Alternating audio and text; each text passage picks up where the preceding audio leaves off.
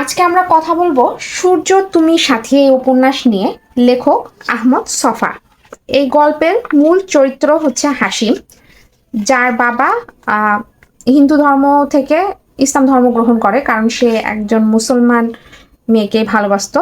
এই কারণে সে ইসলাম ধর্ম গ্রহণ করে। এই কারণে সে হিন্দু সমাজ থেকেও সমাজচ্যুত হয়, আবার মুসলমান সমাজও তাদেরকে গ্রহণ করে না। এই কারণে হাসিমকে বিভিন্ন পদে পদে বঞ্চনার শিকার হতে হয়। তাকে সে গরিবের চাইতেও গরিব এবং ছোট লোকের চাইতেও ছোট লোক হিসেবে সমাজের মানুষজন তাকে দেখে। মানে এখানে গ্রামীণ সমাজের খুব নোংরা রাজনীতি তুলে ধরা হয়েছে। কিন্তু এখানে আমরা দেখব যে হাসিম, মানে তার অবস্থা যতই খারাপ হোক, কিন্তু তার আত্মমর্যাদা বোধ আছে।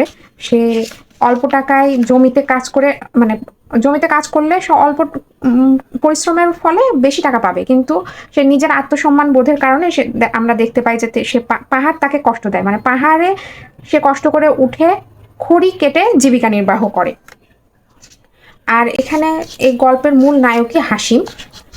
আর এই গল্পের যদি নায়িকা আমি বলি তাহলে বলবো জোহরাকে, যে হাসিমের বউ না, কিন্তু জোহরা এখানে বিভিন্ন অত্যাচারের নির্যাতনের শিকার হয়।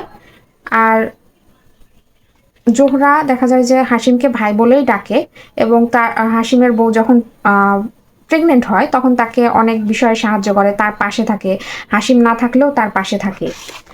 আর হাসিম খুঁজে বেড়ায় যে কেন তাকে সারা জীবন এভাবে, মানে ছোট লোক হয়ে থাকা লাগবে কেন। আর গ্রামীণ যে নোংরা রাজনীতি সেটার শিকার হয় হাসিম। কিন্তু পরে হাসিম খুঁজে পায় একটা সমিতিকে। সেই সমিতিতে দেখা যায় যে গ্রামে যখন অনেক মানুষ মারা যায়